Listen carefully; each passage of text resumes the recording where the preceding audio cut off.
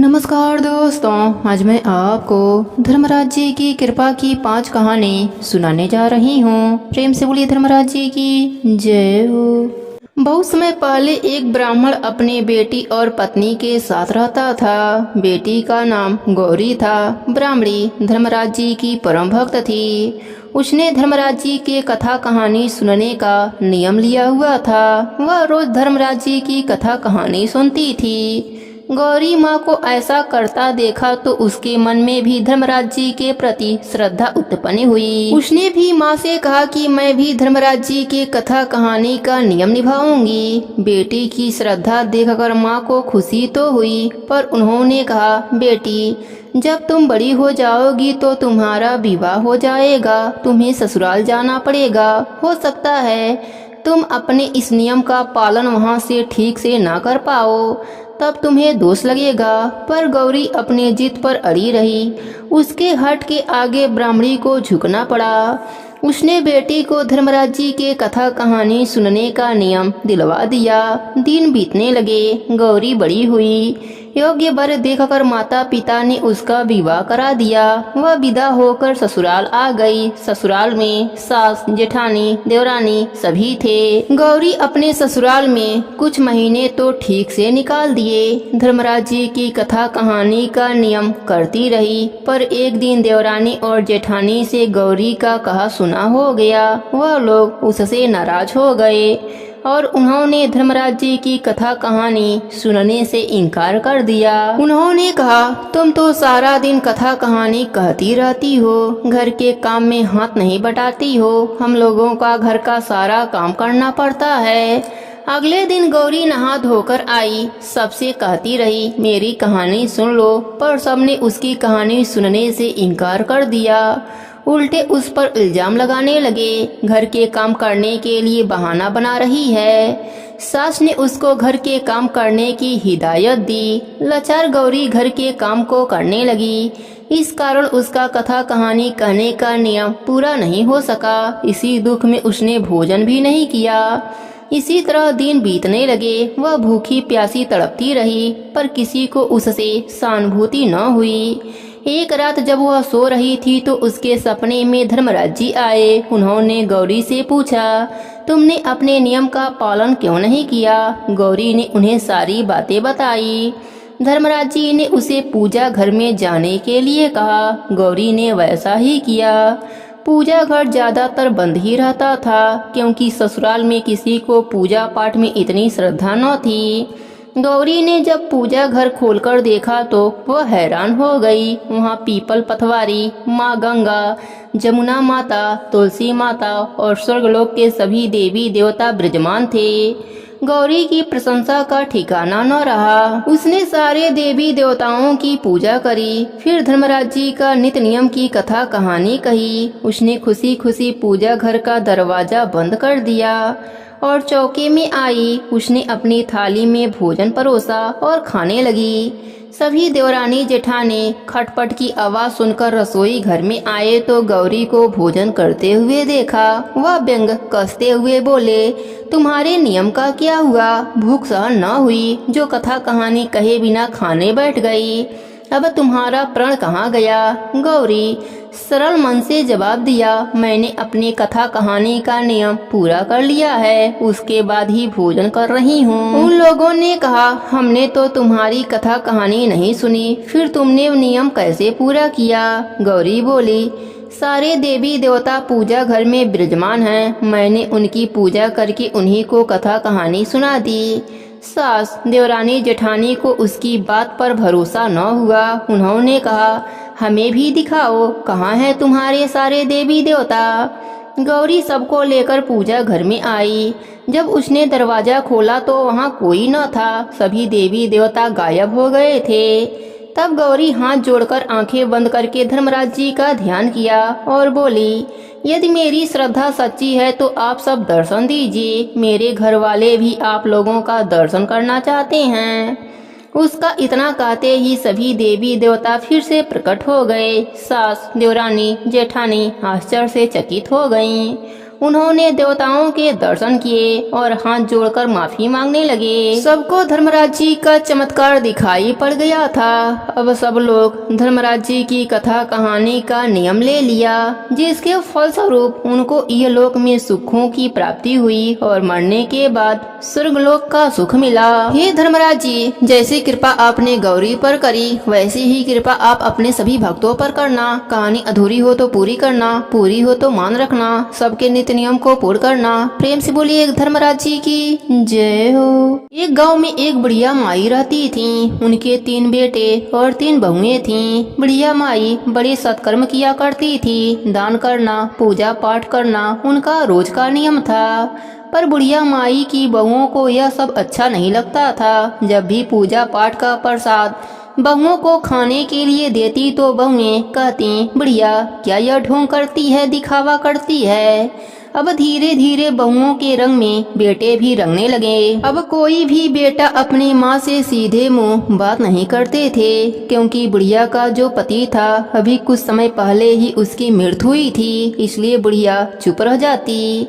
बहुएं सोचती, बुढ़ा तो चला गया, अब यह बुढ़िया भी चली जाती तो यह खर्चा तो छूट जाता। जब देखो पूजा के नाम पर धन खर्च करती रहती है। कभी पंडितों को बुलाओ, कभी किसी को भोजन कराओ, कभी यहाँ पर दिया जलाओ, कभी वहाँ पर घी का दिया जलाओ। इस तरह से इसके खर्चे लगे रहते हैं। अब आपस में तीनों बहुओं का भी मन मुटाव होने लगा। फिर घर खेत का बंटवारा हो गया। 3 बेटे का हिस्सा, एक बुढ़िया माई का हिस्सा। बुढ़िया को थोड़ा कम दिया गया, क्योंकि वह अकेली प्राणी थी, उसे ज्यादा की जरूरत नहीं थी। अब बुढ़िया को बाहर बनी झोपड़ी मिली। बेचारी बुढ़िया उसी में जाकर रहने लगी और सोचने लगी, मेरे पति ने अकेले तीनों बच्चों का पालन पोषण किया, पर जब मेरी जिम्मेदारी बेटों को उठानी थी तो मुझे अलग कर दिया। जब मेरी जिम्मेदारी मेरे बेटे बहुओं को उठानी चाहिए तो बेटे बहुएं मुझसे मुंह मोड़ लिए। हे प्रभु, मैं आपकी पूजा पाठ करती हूँ, आपसे मैंने कुछ भी नहीं मांगा। क्या मेरे किस्मत में यही दुख लिखा था? मेरा भरा पूरा परिवार होते हुए भी मुझे बेसहारा अनाथों की तरह छोड़ दिया गया। अब बुढ़िया की आंखों से आंसू नहीं रुक रहे थे। वह बेचारी रोए जा रही थी और भगवान से शिकायत किए जा रही थी। उधर तीनों बहुएं बहुत खुश थीं। चलो बंटवारा हो गया, अपनी मर्जी से पकवान बनाएंगे, बच्चों को खिलाएंगे और खूब मजे से रहेंगे। कहाँ तो बुढ़िया का इतना काम करना पड़ता था। कभी बुढ़िया के कपड़े धो, कभी बुढ़िया के लिए खाना पकाओ, कभी बुढ़िया की सेवा करो, हाथ पैर दबाओ। भाड़ में जाए बुढ़िया, मर जाती तो अच्छा होता, कम से कम इस कमरे का हिस्सा भी हमें मिल जाता। इधर बुढ़िया सुबह हुआ तो स्नान ध्यान करके धर्मराज जी के कथा कहानी का नियम करी और प्रसाद बांटने पड़ोस में गई। सभी को प्रसाद बांटकर अपने बहुओं को प्रसाद बांटने गई। बहुएं कहने लगीं, हमारे में आने के लिए नाटक कर रही है। बुढ़िया के हाथ से प्रसाद लेकर नाली में फेंक दिया। बुढ़िया तो अपनी झोपड़ी में चली गई। इधर धर्मराज जी के कोप से तीनों बहुएं कुतिया बन गईं। उन्हें कुतिया बनते हुए उनके बेटे देख लिए और जोर जोर से चिल्लाने लगे, अरे पापा, माँ कुतिया बन गई। उनके पति भी आए और अपने बच्चों से पूछा तो पता चला कि उनकी माँ उनकी आंखों के सामने कुतिया बन गई। धीरे धीरे यह बात पूरे गांव में फैल गई। सभी कहने लगे, भगवान ने इनको सजा दिया है, इन्होंने अपनी माँ का अपमान किया था, इसलिए भगवान इनको सजा दे रहे हैं। धर्मराज जी हर कर्म की सजा देते हैं। अब तो बेटों को बड़ा ही पछतावा हुआ। वह तीनों अपने माँ के चरणों में जाकर गिर गए और रोने लगे। माँ तो अपने बच्चों को गले से लगा लिया। तब बुढ़िया माई को पता चला कि उनकी बहुएं कुतिया बन गई हैं।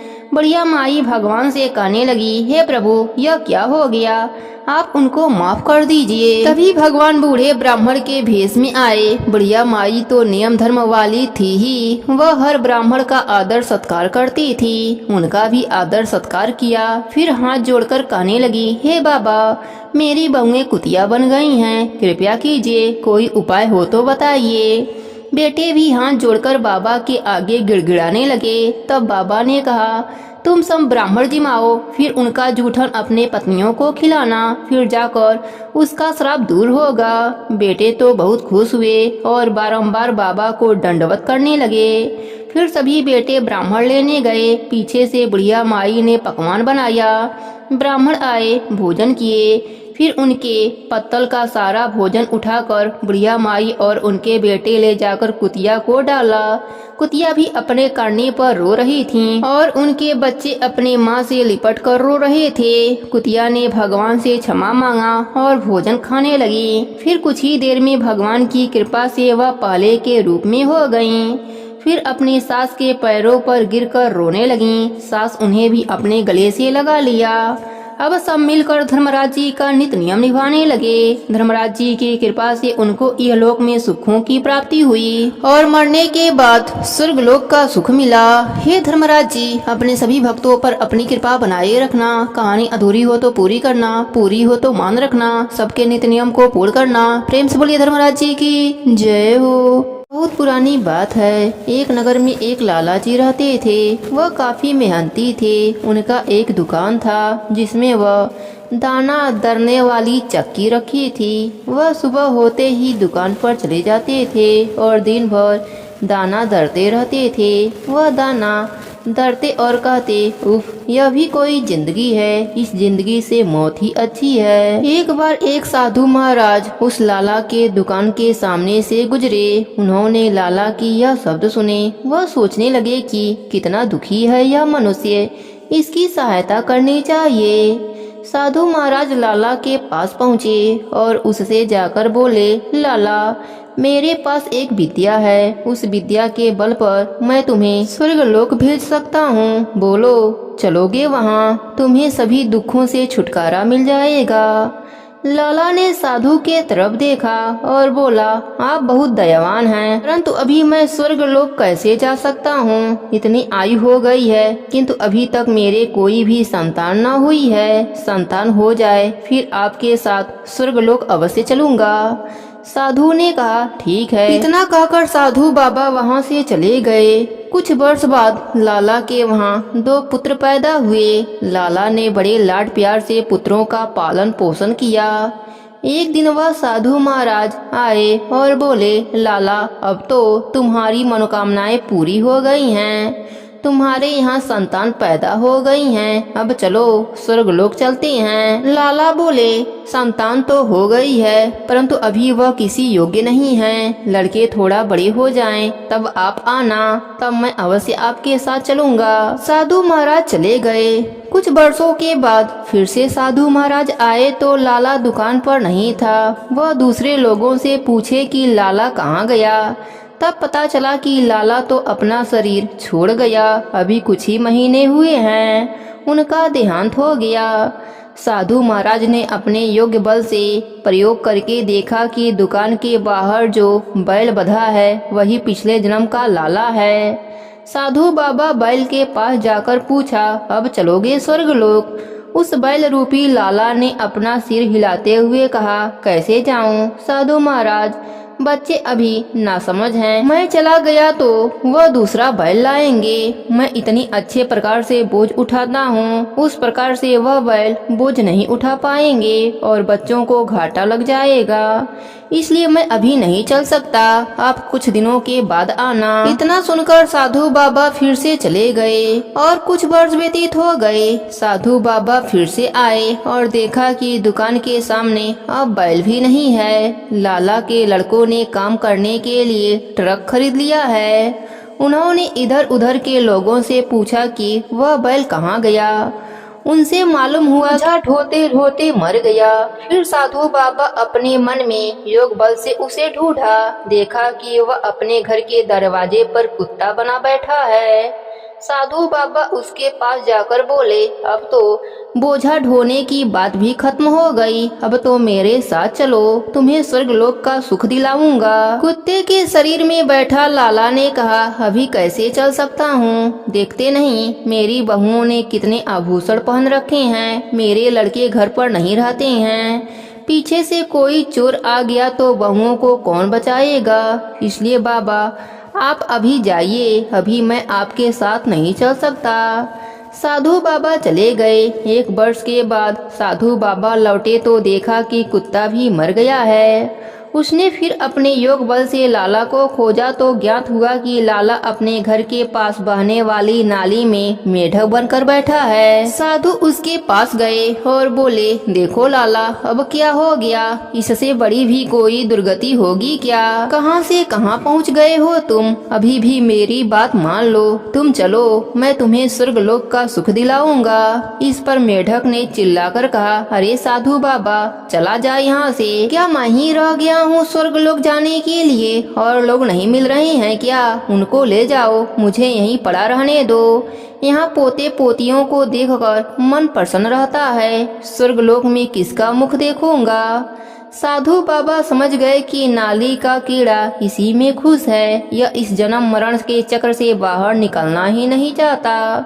बस उस दिन से साधु बाबा अपना प्रयास छोड़ दिए। आप लोग कर्म तो अवश्य करना, किंतु मोह माया और ममता से परे हटकर। यह जीवन 84 लाख योनियों का एक चक्र है। प्राणी मरता है और अपने लिए कर्मों के अनुसार हर किसी योनि में जन्म लेता है। स्वर्गलोक तक वही जा पाते हैं जो जीवन में शुभ कर्म करते हैं। अतः हमें हमेशा अच्छे कर्म करते रहना चाहिए और अपने जीवन में धर्मराज जी के कहानी का नियम अवश्य निभाना चाहिए। प्रेम से बोलिए धर्मराज जी की जय हो। बहुत पुरानी बात है। एक नगर में एक राजा रहते थे। उनकी पुत्री तारा भोज करती थी। एक दिन अपने पिताजी से बोली, पिताजी, मुझे 9 लाख तारे बनवा दो, मैं दान करूंगी। अगले दिन राजा ने सुनार को बुलवाया और कहा, मेरी बेटी तारा भोज करती है, तुम 9 लाख तारे बना दो। सुनार इतना सुनकर घर आया, वह सूखने लगा। एक दिन सुनारिन ने पूछा, अरे जी, तुम आजकल उदास क्यों रहते हो? सुनार ने कहा, राजा ने 9 लाख तारे बनाने के लिए कहा है, मैं कैसे बनाऊंगा? मुझे तारे बनाने नहीं आते। राजा की बात है, राजा कोलू में मुझे पिरवा देगा। सोनारिन ने कहा, इसमें परेशान होने की क्या बात है? गोला सा पतरा काट के कलिया काट देना, राजा ले जाएगा। सोनार बहुत खुश हो गया और उसने 9 लाख तारे बना दिए।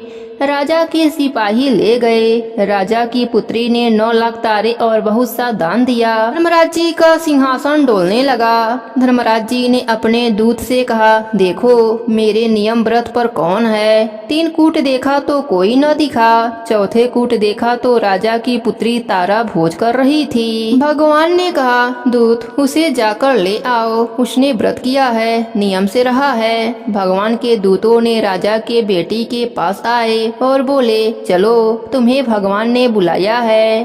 राजा की बेटी ने कहा, अरे मैं ऐसे कैसे जाऊं? मैं तो अपनी सारी प्रजा और उस सुनार को, जिसने मेरे लिए 9 लाख तारे बनाए और जिसने कथा कहानी सुनी है, सबको लेकर जाऊंगी। फिर दूतों ने उसे ले जाने के लिए एक बड़ा सा विमान लेकर आए और बोले, चलो, अब तो चलोगी ना? राजा की बेटी बोली, हाँ, अब मैं जरूर चलूंगी।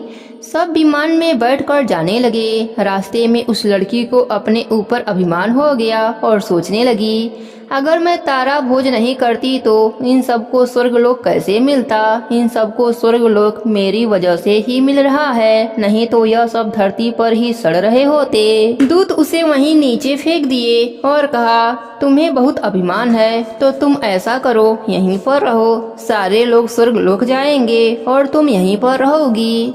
दूत सबको लेकर धर्मराज जी के पास पहुँचे तो धर्मराज जी ने कहा, इन सब में से तारा भोज करने वाली कौन सी है?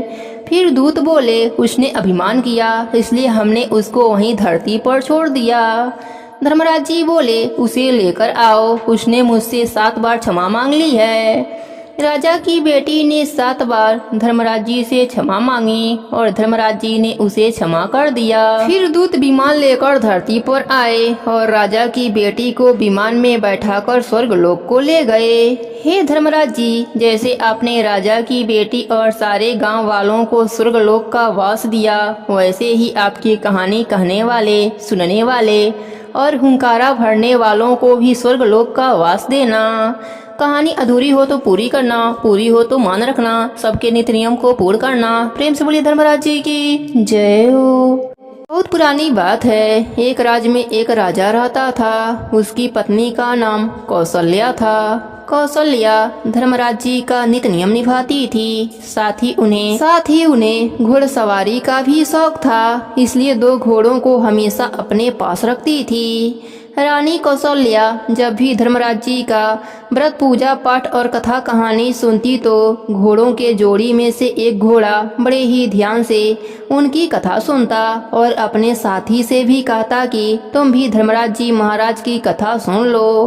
पर एक घोड़ा थोड़ा आलसी था। वह कहता, थोड़ा ही समय मिलता है सोने के लिए, इसमें भी हम कथा कहानी सुनेंगे तो सोएंगे कब। इस प्रकार एक घोड़ा नियम अनुसार कथा कहानी सुनता और दूसरा घोड़ा सोता रहता। कुछ दिनों के बाद दोनों की मृत्यु हो गई। धर्मराज जी की कथा सुनने के पुण्य से एक घोड़ा राजा के वहाँ राजकुमारी के रूप में जन्म लिया और दूसरे घोड़े को उसी राज्य में गधे का जन्म मिला। धीरे धीरे राजकुमारी 14 वर्ष की हो गई। राजा अपने राजकुमारी का विवाह एक राजकुमार से तय कर दिया।